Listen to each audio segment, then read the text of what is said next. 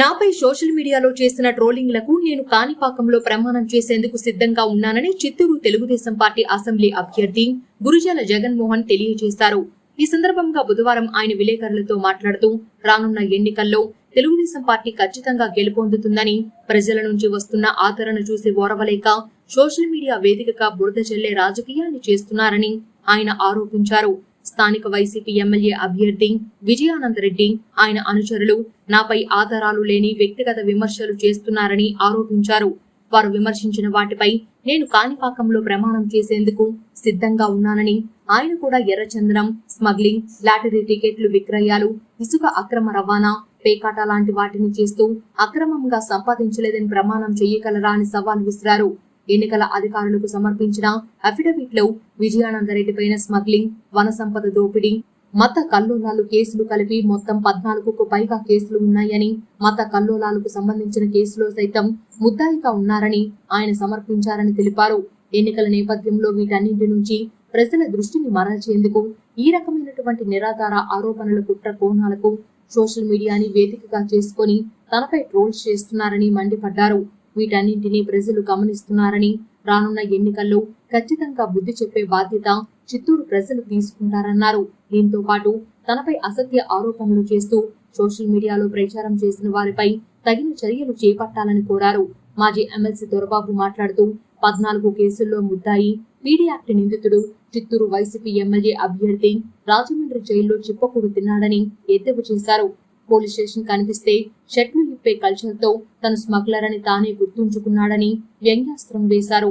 విజయానందరెడ్డి ఓటమి దాదాపు ఖరారైందని, press station లో ఏం చేయాలో అర్థం కాకుండా చౌకుమార్ పనులు చేసుకుంటూ దిగజారుడు రాజకీయం చేస్తున్నాడని మండిపడ్డారు. 20 ఏళ్ల క్రితం ఒక లారీ క్లీనర్ గా ఉన్న విజయానందరెడ్డి అనతి కాలంలో అక్రమ వ్యాపారాలు, స్మగ్లింగ్ చేసి అక్రమార్జనతో ఎమ్మెల్యే టికెట్ తెచ్చుకున్నారని దుయ్యబట్టారు. తెలుగుదేశం పార్టీ అభ్యర్థి గురుజాల జగన్మోహన్ పైన నిరాధారమైన ఆరోపణలకు గట్టిగా విజయానందరెడ్డికి బుద్ధి చెబుతామని హెచ్చరించారు. మే 13న ప్రజలు తమ ఓట్లతో విజయానందరెడ్డిని ఇంటికి సాగనంపుతారని అన్నారు. హుందా రాజకీయం చేయడం వదిలేసి నీచ రాజకీయాలకు పాల్పడుతున్న విజయానందరెడ్డి తీరును చిత్తూరు నియోజకవర్గ ప్రజలు గమనిస్తున్నారన్నారు. ఈ కార్యక్రమంలో తెలుగుదేశం పార్టీ జిల్లా అధ్యక్షుడు సిఆర్ రాజన్, చిత్తూరు నియోజకవర్గంలో తెలుగుదేశం పార్టీ పరిశీలకులు పల్లెంటి సునీల్ కుమార్, బీజేపీ జిల్లా ప్రధాన కార్యదర్శి అట్లూరి శ్రీనివాసులు, జనసేన అసెంబ్లీ కన్వీనర్ దయారాం, మాజీ జిల్లా లీగల్ సెల్ అధ్యక్షుడు అశోక్ ఆనంద్ యాదవ్, జనసేన నేత ఆరిఫ్, బీసీ నేత విజయ్ కుమార్ తదితరులు పాల్గొన్నారు.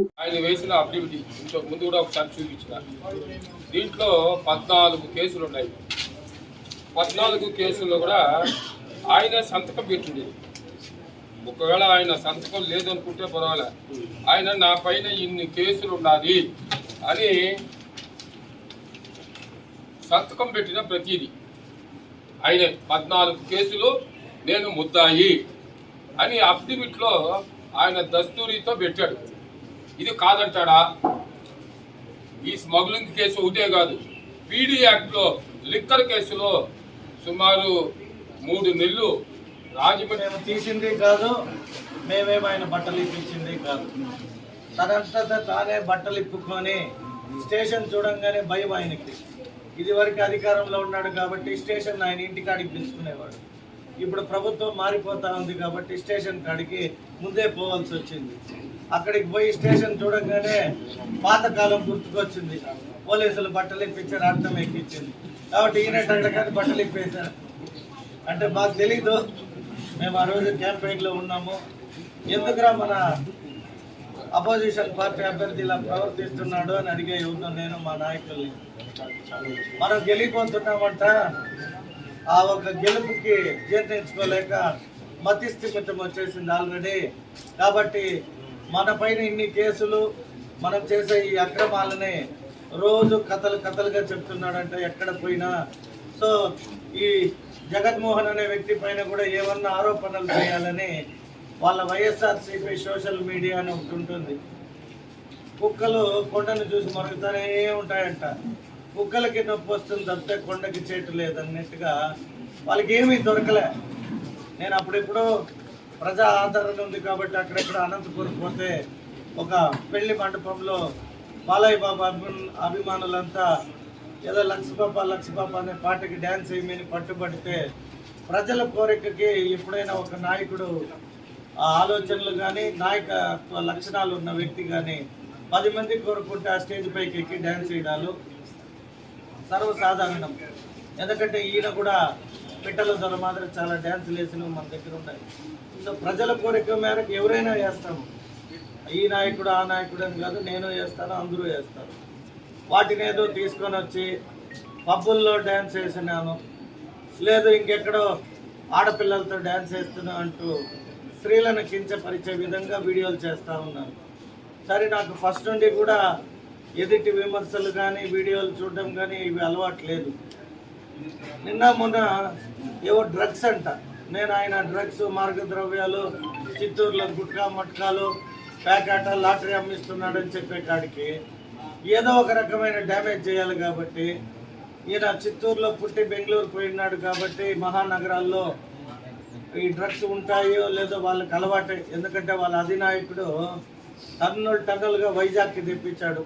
అది క్యాపిటల్ చేసేద్దాము, అక్కడ అమ్ముకుంటే మంచి డబ్బు వస్తాయి అని అన్ని పోర్ట్లకి మార్గద్రవ్యాలు తెప్పించే అలవాటు ఆ జగన్మోహన్ రెడ్డికి ఉంది. ఈయనకు అలవాటు కాబట్టి సడన్గా ఈ జగన్ అనుకొని నా పైన ఏవో వీడియోలు చేస్తున్నాడు. సినీ నటులతో పరిచయము. నేను చెప్తున్నా, సినిమా తీసిన వ్యక్తిగా సినీ నటులు పరిచయాలు ఉండొచ్చు.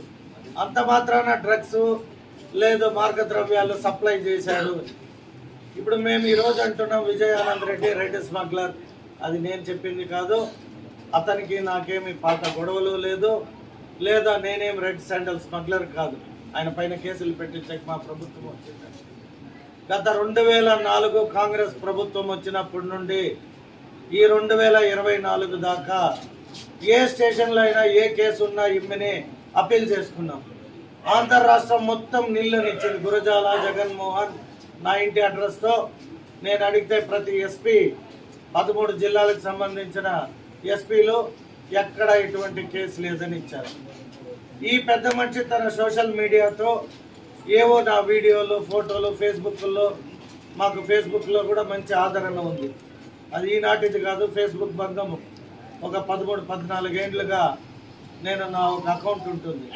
మేము ఎక్కడికైనా వెళ్ళినప్పుడు మంచి చెడులు ఫేస్బుక్లో పోస్ట్ చేస్తాం, స్నేహితులకు తెలియాలి అని. మేము ఓపెన్ డొమైన్, అంటే మాకు ఎక్కడ కానీ సీక్రెట్సీ లేదు. ఎందుకంటే ప్రజల మధ్యలోకి వచ్చినప్పుడు ఏ ఒక్క అంశాన్ని కూడా హైడ్ చేయకూడదు. కాబట్టి నేను స్టేటస్ అయినా వాట్సాప్లలో అయినా ఫేస్బుక్లలో అయినా మేము టు బీ ఫ్రాంక్గా ఉంటాము. వాటిలో ఏవో కొన్ని వీడియోలు ఫోటోలు తీసుకొని మొన్ననే ఏదో ఒక గ్రామానికి వెళ్ళుంటే అక్కడ ఒక 2-3 మహిళలు వచ్చి